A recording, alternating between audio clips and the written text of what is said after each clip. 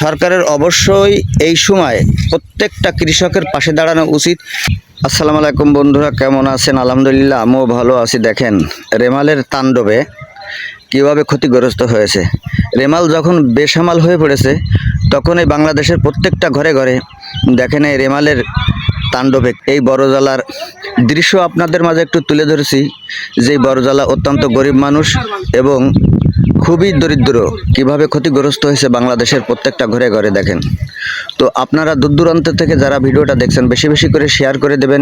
আপনারা অবশ্যই দেখতে পারছেন ক্ষতিগ্রস্তর ভিতরে পড়েছে সাধারণ গরিব মানুষ। যারা বড় লোক আছে এই বাংলার মানুষ, ওই বাংলার মানুষ, কিন্তু তাদের কোনো ক্ষয়ক্ষতি আমার জানা মতে হয়নি। কিন্তু ক্ষতিগ্রস্ত হয়েছে যারা গরিব মানুষ, অসহায় মানুষ, যাদের কুড়ি ঘর আছে, বাঁশের ঘর আছে, তারাই বেশিরভাগে ক্ষতিগ্রস্ত হয়েছে। তো আমি দেখাবো এই জায়গায় যে অনেক লোক আসছে এই বরজ উঠাতে। এই বরজটা 3 থেকে 4 বছর লিজ নিয়েছে। এই বরজটা 2 বিঘে জমি লিজ নিয়েছে যারা, তাদের সঙ্গে আমি একটু কথা বলবো, আপনাদেরকে শোনাবো। তো এই বরজ উঠানোর জন্য আসছে। আজকের হলো ইলেকশন, উপজেলার যে ভোট হচ্ছে সেই ভোটের দিন। কিন্তু দেখেন এই সকালবেলায় আমাদের কৃষকের কত বড় উদ্যোগ বা কত বড় মায়ামমতা। এই কৃষক যদি একদিন কাজ না করে তা এদের পেটে ভাত যায় না। তা আপনারা দেখতে পারছেন এই যে কৃষক, কতগুলো কৃষক আসছে, আমি তাদের কাছে একটু শুনবো বা শোনাবো। আর যে জমি লিজ নিয়েছে তার কাছে একটু শোনাবো। তো আমি অবশ্যই এই ভিডিওর মাধ্যমে জানাবো সরকার এই কৃষকের পাশে এখন দাঁড়ানো উচিত। যেহেতু এরকম ক্ষয়ক্ষতি হয়েছে, তো আমি একটু এই জায়গার আয়তনটা ঘুরে দেখাই। এ হলো 2 বিঘে জমি। দেখেন এই 2 বিঘে জমির খরচ পুরো শুয়ে গেছে। তো আমি হয়তো আপনাদের মাঝে দেখাতে পারছি। আপনাদেরকে ধন্যবাদ ভিডিও যারা দেখেন। তো আমার আইডিতে আপনারা ফলো দিয়ে রাখবেন। তো আপনারা বেশি বেশি করে শেয়ার করে দেবেন ভিডিওটা, যেন অবশ্যই সরকারের কাছে পৌঁছায়। তো আমি একটু শুনবো, আসলে দেখবো যে দেখেন কিভাবে উঠাচ্ছে। আপনাদের যদি একটু সামনে যে দেখাই, এই দেখেন কি কষ্ট করে বরজ উঠাতে হচ্ছে। দেখেন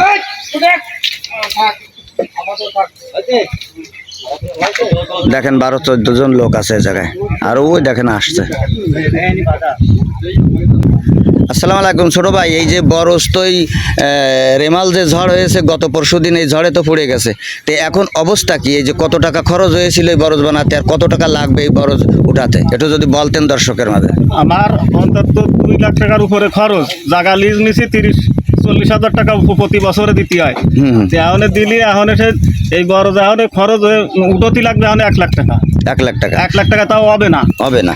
এখন এই বড় উঠতে গেলে বড় ব্যাংকে পাইটও বানতে হবে, সাথে সাথে পাইটও প্রায় 2 লাখ টাকা লাগবে উঠতে গেলে। আর এই বরজ তো করার পরে যে বছর করায় ওই বছর পান হয় না, তার পরের বছর কিছু কিছু হয়, আর পরের বছর যে পান হয় 2 বছর পরে যে পান হয়। এই হলো 3 বছরের বছর। তাহলে এই বছরও পান একটু বেশি হবে। আর এই বছরে ঝড়ে তোমার একদম পুরো তছনছ করে দিয়ে গেছে। আমি একটু পানটা দেখাই। দেখেন এই বরজের পানটা আমি দেখাই যে কিভাবে পান।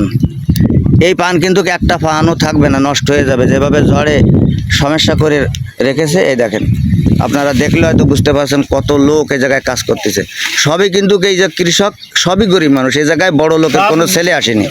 তো এখন এই যে টাকার যে বিধি ব্যবস্থা কিভাবে তুমি করেছো, যে এই যে বরজ উঠাতেই হবে, বরজটা এভাবে থাকলে নষ্ট হয়ে যাবে, এই টাকার ব্যবস্থা কি করেছো?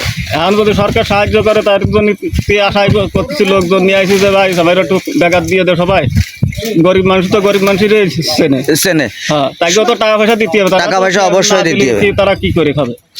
আমার এই ভিডিওটা যেন অবশ্যই সরকারের কাছে পৌঁছায়। আপনারা বেশি বেশি করে শেয়ার করবেন। এইরকম ক্ষতি বাংলাদেশে আদৌ হয়েছে কি না হয়েছে জানি না। দেখেন এই ছেলেটা, এর বাড়ি হলো ভাটপাড়ায়। আমার বাড়ি ভাটপাড়ায়। ভাটপাড়ায় না? এই ছেলেটার বাড়ি ভাটপাড়ায়। এই ছেলেটার অবস্থাটা দেখেন। এই ছেলেটার বরজটা পুড়ে যে এই 3 দিন ধরে এই ছেলেটা মানে না খেয়ে নয় এই বাঁশ খুঁটি কিনি। তারপরে দেখেন এই লোকজন ডেকে এনে দেখেন এই ছেলেটার অবস্থা দেখেন। আপনারা দেখলে অবশ্যই বুঝতে পারবেন। তা আপনারা অবশ্যই এই ভিডিওটা বেশি বেশি শেয়ার করবেন। আপনাদের পায়ে ধরে বলছি, এই ছেলেটার যদি একটু উপকার হয় তাহলে মনে করবেন যে আপনার এই একটু উপকারের জন্য আপনি জান্নাত পেতে পারেন, একটা শেয়ারের জন্য আপনি জান্নাত পেতে পারেন। ছোট ভাই আর কিছু যদি বলতে তুমি। আমারও সাল ভালো প্রায় না খাওয়ার মতো। দেখেন আসলে চোখতে পানি তার চলে আসছে, কি দুঃখের ভিতর দেশে চলতেছে। এই যে ঝড়ে এই বাংলাদেশের অনেক লোকের ক্ষতি হয়েছে। তো এইরকম ক্ষতি হয়েছে কি না হয়েছে আমি জানি না। দেখেন এই সকাল ধরে এই বরজ কিছু কিছু উঠাইছে। এই বরজ কিন্তু কাকাগুড়া বরজ কিন্তু শোয়া ছিল। আপনারা বেশি বেশি করে শেয়ার করবেন। তো এই যে যারা আসছে এদের প্রত্যেক দিনের জনের কত দিতে হবে? প্রত্যেকদিন 500 টাকা। প্রত্যেক দিন 500 টাকা। তো এই জায়গায় জোন আছে কতগুলো?